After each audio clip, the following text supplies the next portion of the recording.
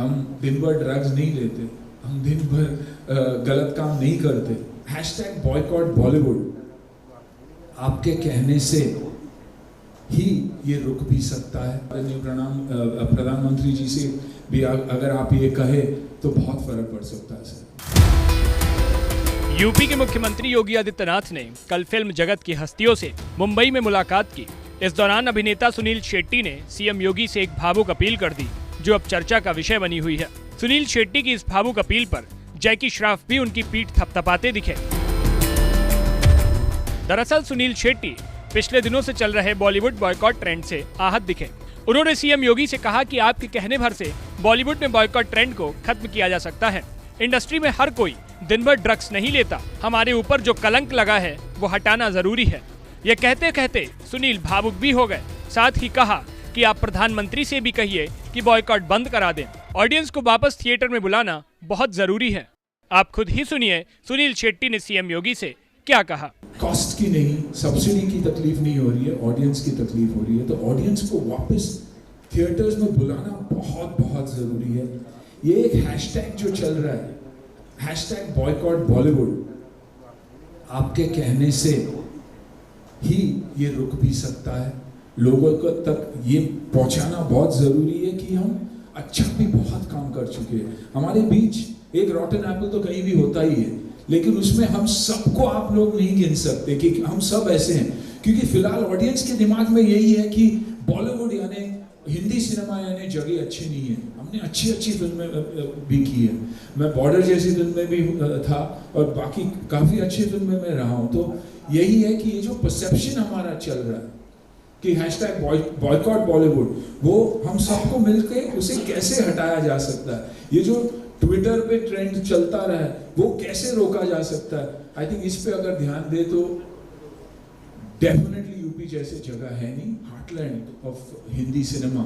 हमारी ऑडियंस, अगर मैं सुनील शेट्टी बना तो सिर्फ और सिर्फ यूपी के वजह से, उसी फैंस के वजह से।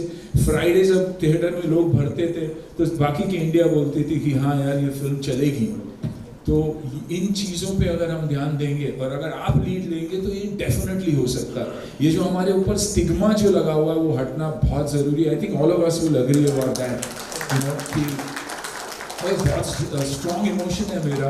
दुख होता है ये बोलने भी कि हमारे ऊपर स्टिग्मा है, क्योंकि 99% लोग हम वैसे हैं नहीं।